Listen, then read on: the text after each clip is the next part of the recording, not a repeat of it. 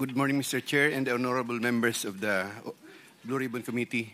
Mr. Chair, may I be allowed to read an opening statement? Go ahead. How many minutes? 3 minutes lang po. Go ahead. Okay. Salamat po.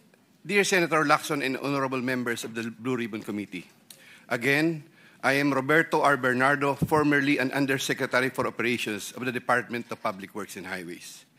Today, I am once more before the Honorable Blue Ribbon Committee upon its invitation and consistent with my assurance during my first appearance last September 25, 2025 to fully cooperate in its ongoing investigation.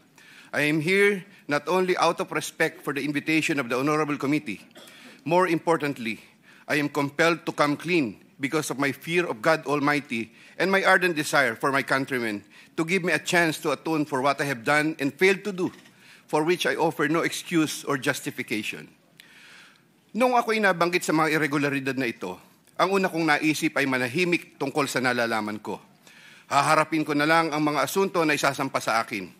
Ako ay aasa na lamang sa pamamagitan ng aking pananahimik ay makakakuha ako ng proteksyon mula sa makapangyarihan sa politika at maimpluwensyang mga personalidad na silang may pakana o kaya nagbigay daan sa mga irregularidad na ito.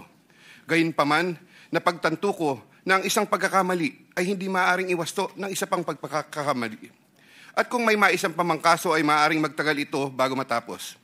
Sa aking pagkakaalam sa mga nakarang scam, tulad ng ilang kaso ng PDAF, mahigit isang dekada na ang nakalipas, hanggang ngayon ay dinidinig pa.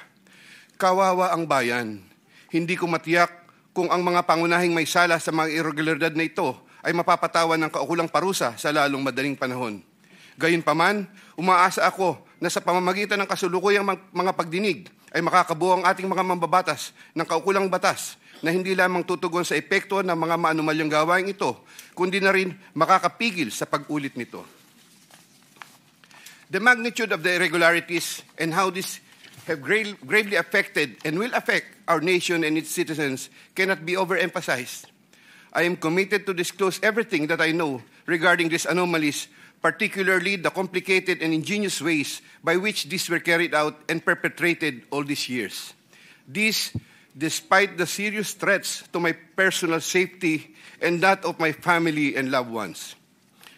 Mula sa aking paninilbihan bilang isang mababang laborer hanggang ako'y naging isang undersecretary, napag-alaman ko na ang profesional na kakayahan at integridad ay maaaring hindi sapat upang matiyak ang tagumpay sa profesional na karera ng isang tao. Nakapaloob sa isang tiwaling sistema kung saan ang isang tao ay pinangakuan ng biyaya o kaya'y pinipilit na lumahok sa mga irregularidad.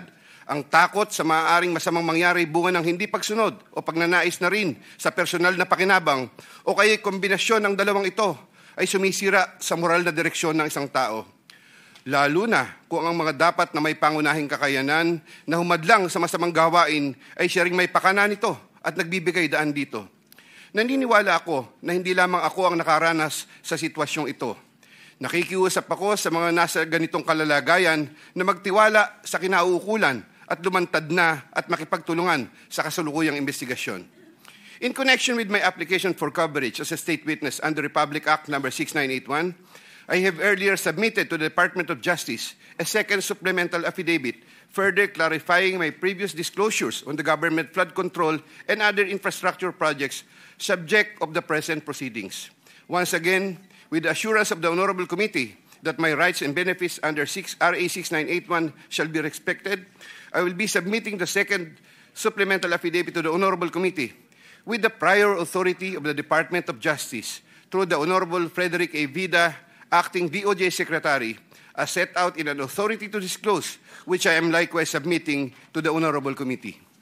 Thank you po.